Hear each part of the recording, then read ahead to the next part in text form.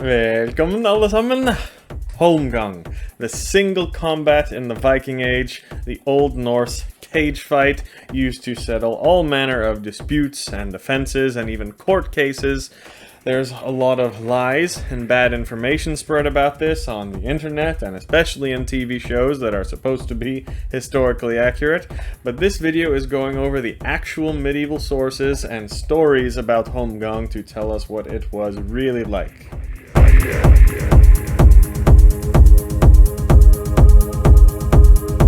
So, as usual, this seemingly brutal way of settling disputes that the Norse and many other ancient cultures used to do, it seems barbaric and something that not any healthy society would engage in. Also, as usual though, when we look at the deeper effects of these types of things and how it has on society in a positive way, we can start to see that ancient cultures were not really that stupid and barbaric at all. They were actually more civilized than us today in many ways, but I'll save my rant for the end of the video. Onto the sources and you will see what I mean. First of all, the Old Norse word holmgång or holmganga, it literally meant to go to a holm, which is a small island. So this reflects that the original location for this duel would have been on an island somewhere, and that's where they fought.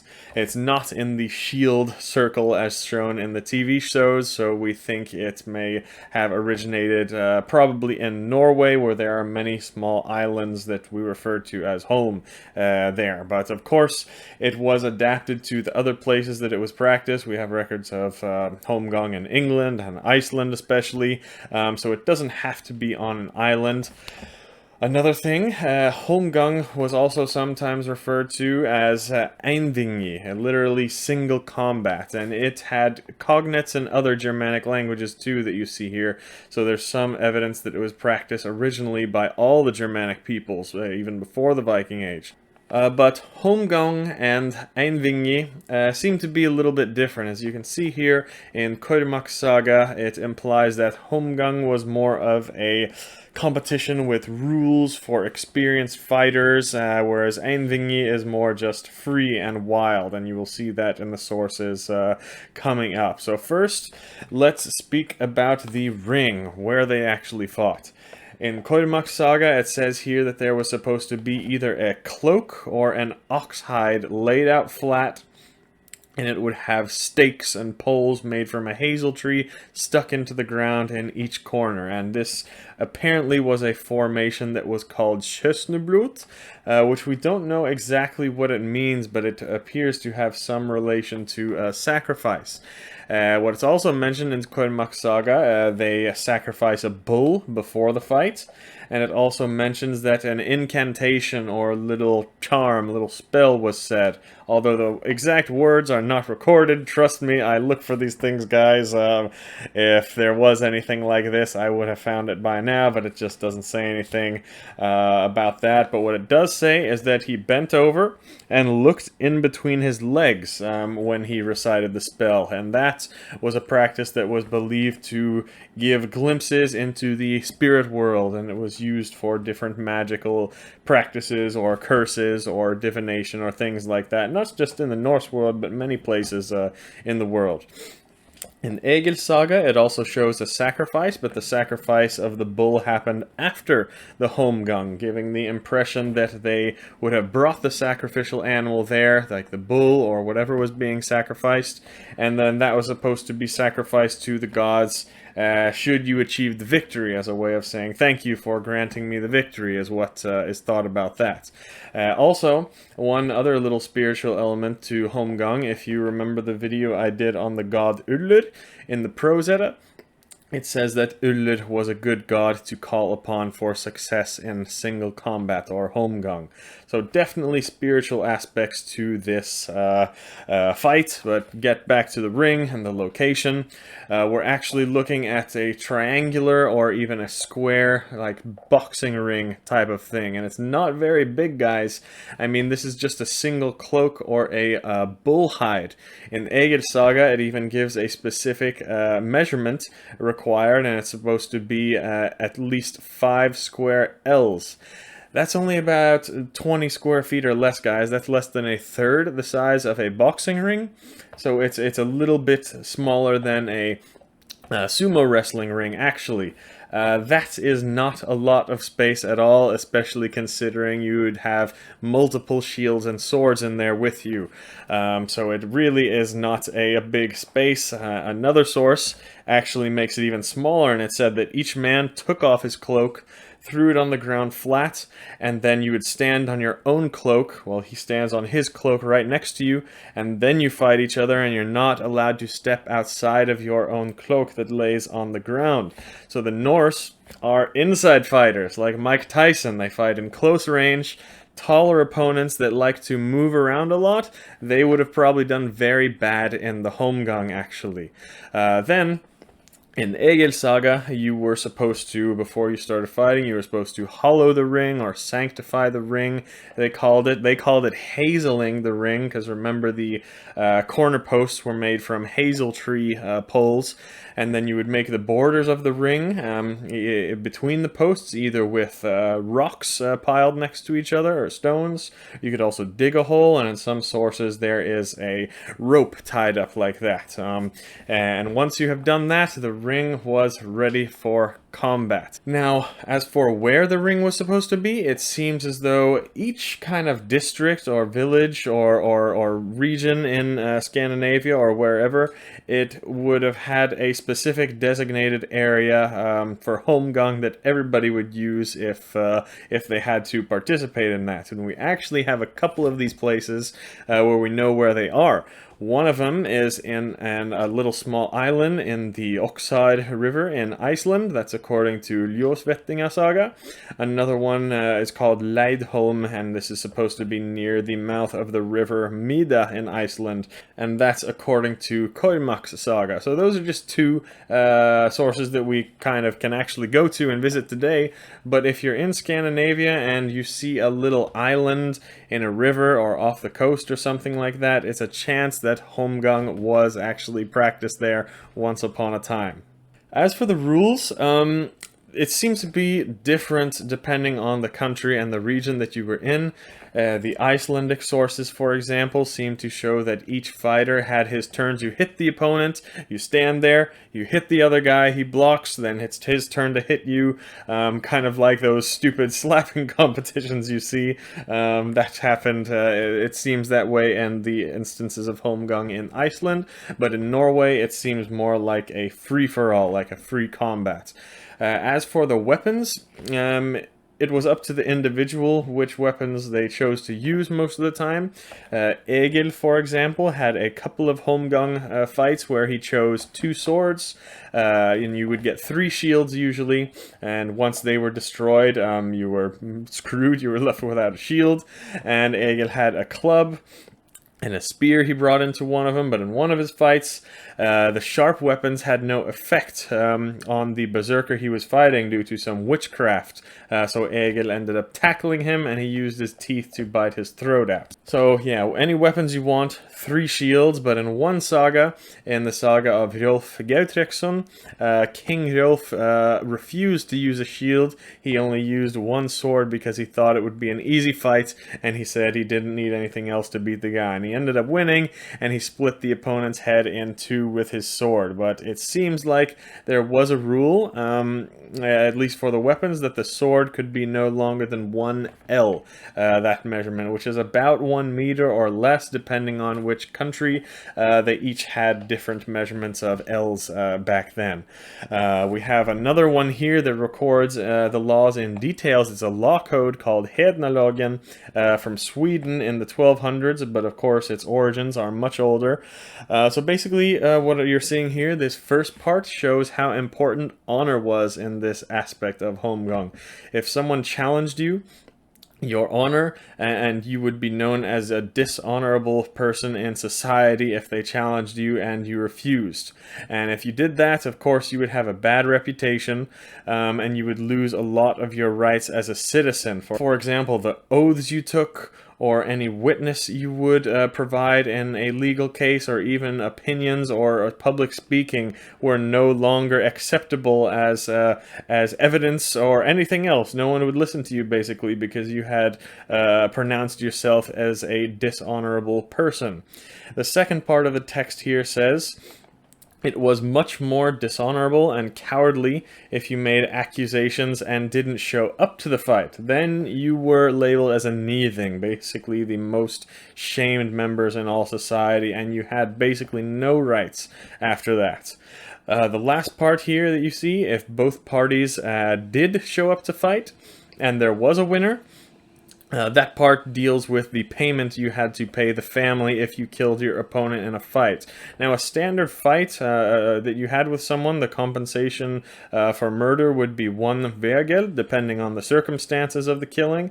But if it was holmgång, where both parties agreed to fight, there would be either a half or no vergeld to be paid to the family of the one who lost and died. So that law code is more about the legal ramifications. But what were the actual rules of the holmgång? Well, there's only one source that gives an in-depth explanation of that, and that's in Kormáks Saga.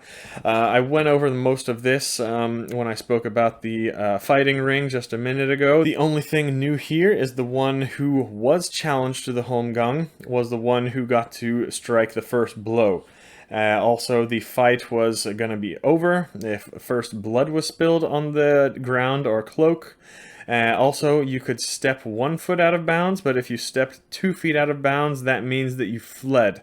And if that happened, of course, you would be declared a nything and a coward, and your honor would be destroyed. Other than that, there definitely seems to be no standard for the rules recorded for each fight. You know, the specific rules seem to be determined and agreed upon by both parties, as did the prize of what the winner would get. That was agreed upon the two parties for the most part as well. But usually the loser, especially if he died, would forfeit all of his possessions to the winner. This did change though depending on the time and place, as I will speak about in a minute, but for now let's move on to the reasons that holmgång could be called. There were basically 4 primarily reasons that holmgång could be invoked in the sagas. The most common was to settle some sort of legal disputes. In the saga of Gunnlaug Wormtongue, here Gunnlaug loaned some money to a berserker. The berserker wasn't paying him back, so Gunnlaug said, either pay me or you can meet me for holmgång in 3 nights. And that's a common theme too, by the way, that the holmgång would be scheduled in either 3 or 7 nights. So it didn't have to happen right away. A similar example to this happened in Njals Saga, where Gunnar was helping out his friends in a legal dispute with a man named Ulf, and Gunnar challenged Ulf to a holmgång. And he said, hey, you can either fight me in the holmgång, or you can pay the money back that you owe to my friends. And Ulf ended up paying back this money because he knew he couldn't beat Gunnar in the holmgång, and in this case, he was not deemed a coward for refusing the holmgång. Actually, he did what was right and gave the money back, so there was no blow to his honor in that case. You see what I mean? Technically, when we hear about holmgång, technically a big bully could come around challenging everyone in theory, but the much more likely and common scenario for holmgång is that the strong use the holmgång to defend against, unjustness. They use the holmgång to achieve some sort of fairness or justice. It sounds odd to us today, but the strong people back then in the Viking Age had way more honor, and they were way better people than most of us are today. Another example that shows this is in Egils Saga. Egill, who was probably the most badass warrior in the whole Viking Age, honestly. Egill called out a man named Atle because he had cheated Egil's wife out of her rightly inherited land in Norway. The problem was that Atle was a good friend of the Norwegian king Erik Bloodaxe, and it was at the Gulathing court, which is of course held in the king's hall, so there is no way Egill was going to win a fair trial against Atle. So in here he invoked the holmgång to even the playing field. And there are many similar examples to this, just not being a bully, but using the holmgång to achieve what was fair and what was right, what was the right thing to do. Many similar examples, but yeah, don't think of holmgång too much as being a bully using it to get his way. That would be deemed as very unhonorable, and it was used in almost at least most of the records we have to achieve fairness and proper justice. The second most common reason that holmgång was invoked, though, was because of something honor-related. If someone was calling you Eyrbyggja or Argir or Stråðin or Nithing or any of these words that refer to someone being like a passive recipient of a homosexual act, is kind of what those words are translated to be. If someone called you that, it would maybe be our modern equivalent of the 3 or 6 letter F word. If someone called you that, you had the legal right and duty to challenge him to holmgång. We see this actually in part of the culture that survived the longest. Even, laws recorded a couple hundred years later after the Viking Age, holmgång was still in effect. If you slandered someone with these words, they had every right to challenge you to a fight, to a duel to the death. See my video I did on that here. We also see an example of this in Ljosvetninga Saga, where a guy uses holmgång in a really sneaky way to get out of trouble. It was a guy named Thorir who had basically been slandering and calling a man named Gudmund all these names because he owed him some money. He went around calling Gudmund Nithing, Stråðin, Eyrbyggja, and all manner of slanders, and this was actually illegal to call someone at the time, and you could be punished for it unless you could prove it was true, unless he actually was Stråðin and liked to take it up the bum by a horse or something like that. Thorir could not prove that Gudmund was in fact a passive recipient of this sexual act, and he kept going with it, and he kept calling him these names, but eventually he was going to be punished for slander. So what Thorir did was he called out Gudmund to a holmgång, and he said, I have just called you a Stråðin or Nithing, now let's fight and see if you actually are one. Come on, prove me wrong. Fight me and let's see if that's true. So he abused it in that case, but it just goes to show that both sides, needed to be aware of the consequences for their actions and their words, and it was solved with a fight. And guys, I think this is just such a beautiful thing. If someone calls you something and offends you, or if someone says words that offend you or attacking you clearly, that's between you two, okay? That's between you two. You don't have to get the police involved. You don't call the police and report him, and then the police come arrest him for whatever stuff he said, and you don't get to call a guy's employer and get him fired for that. No. If he says something that offended you, that's between you and him. Handle that however you want. I think that is much more fair than the free speech laws that we have in many countries today, but hey, that's just me. Another example we have relating to honor comes in Kormáks Saga. Kormáks called out a longtime rival of his, called Beshi, to a holmgång because Beshi had gone behind his back and married a woman who was already promised to be engaged to Kormáks. The family promised him her marriage, and this was a big dishonor, so he was in his right to invoke holmgång here. A third reason to invoke holmgång, unfortunately, this is the bad part and the stories we've all heard of it. You could invoke it for any reason you wanted, just if you wanted to steal some guy's money or his land or his wife. Like I said, that was uncommon. The vast majority of holmgångs happened for fair and just purposes, but technically you could challenge anyone to holmgång if you wanted to, and if you won, you would get all of their property and their wife or whatever, depending on the time. We have some records of men doing this and challenging just other men everywhere and taking their land and their wives. It's a pretty shitty thing to do, and the records we have are almost always berserkers doing this. That's one of the things that led to them being outlawed, because they were abusing this holmgång right. In Eyrbyggja Saga, for example, Thorolf challenged an old man named Ulfar to holmgång to get his lands. Ulfar was a great champion when he was younger, but he was old and childless later in life, so he had no chance of winning, and that's one example of the holmgång being abused and a bully coming in and just taking what he wants. But when these types of things happened, if someone was abusing the holmgång rules, they would be dealt with very quickly, and you had to be careful who you called out to holmgång, because you would also be allowed to have someone step in to fight in your place if they wanted to. That brings us to the fourth reason for holmgång. You could step in and fight for someone else. Fight someone for who you cared about. You fight for your friends or your family who got challenged to holmgång, and you're stepping in. In Hrolf Gautrekssons Saga, a berserker comes in and asks for a man's sister's hand in marriage. He refused the man. He didn't want to leave his sister out to go marry the berserker. So the berserker challenges him to a holmgång, but he ends up switching place, and he ends up getting a stronger man to take his place to fight the berserker.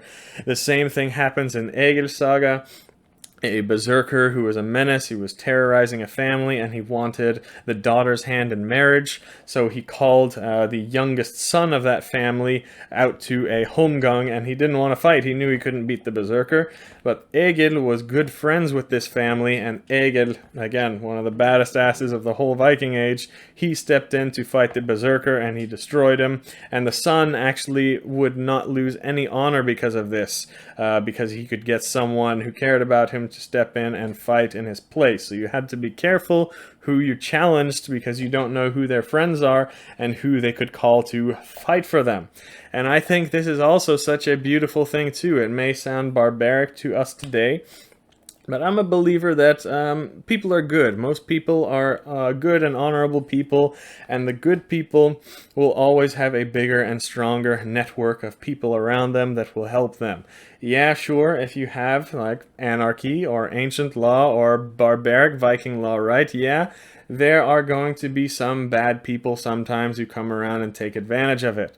But bad people don't have many friends. They're bad people by nature. They are bad people, and people don't want to be around them. They might be strong by themselves, or even if there's a group of them, even if there's 5 or 10 of them, they could be a real problem for a village. But the good people in society in that village will always outnumber the bad people, and they will have a stronger and larger network of people who are willing to help each other if you allow them to do so. If we allow people to stand up and fight for themselves and defend themselves, this is just the natural way of humanity. Good people will stand up and be stronger and fight off the bad people, if they're allowed to do so, which gets into kind of difficult territory in some places and times in history. I'll give you an example. In Svarfdælasaga, a couple berserkers came to Iceland and started causing trouble and calling people out to holmgång, but they were too strong. No villager could beat them alone, because the berserkers were very powerful and big and protected by magic, so no weapons could even cut them. So what they did is the villagers got together and they beat the berserkers to death with clubs. They ganged it all up and beat them to death with clubs. Okay, it sounds brutal, but I tell you, back then there were far more good people than we have today in our modern societies, because the bad people were dealt with very quickly. If you were a bad, evil person and you'd like to be a bully and take advantage of weaker ones, you would be dealt with very quickly. They would be killed very quickly, and this is, the general idea of what happened in the Viking Age and all healthy societies in history. That's why I always say I support 100% freedom and little to no interference. This is the natural human way, and that's when societies thrive the most. It doesn't mean I support anarchy, because there is no such thing as anarchy. I believe that most humans are good, like I say, and will always come together as long as they are allowed to, and they will create rules and strategies for themselves to defend against bad people and bad things from happening. For example, another one, holmgång still existed long after the Viking Age, even though it was being abused sometimes. And even the Christian mainland Europe, actually, they had their forms of duel too. I think the last duel was actually done in England in the 1800s. But at some points in Scandinavia, they made holmgång illegal. You could still do it, but it became illegal to challenge someone to holmgång to take their women or their land. That was according to Landnámabók. It was made illegal in Iceland in around the year 1000. And in Norway a few years after. So you could challenge them for other things, holmgång, you could challenge them for some silver or for honor or whatever, but you couldn't challenge them for some wives or their sisters or their property or anything like that. If you did that, you would be declared an outlaw, which means everyone in the country, including the victim's family, were legally allowed to hunt you down and do whatever they wanted to do with you, pretty much. This is what I'm talking about, guys. Even in a so-called primitive, tribalistic, barbaric society, these kinds of things make it so that holmgång was very rarely used and very, very rarely abused, because anyone who did abuse it would suffer the consequences, and this goes for the Viking Age and most ancient cultures in general. There would be severe consequences for any evil or unethical acts, which made it much less likely of those things happening, and when it did, the evil people were dealt with very quickly. Unlike today, what do we do with bad people? Slap on the wrist, a few months in jail, where we pay for your housing and food and security.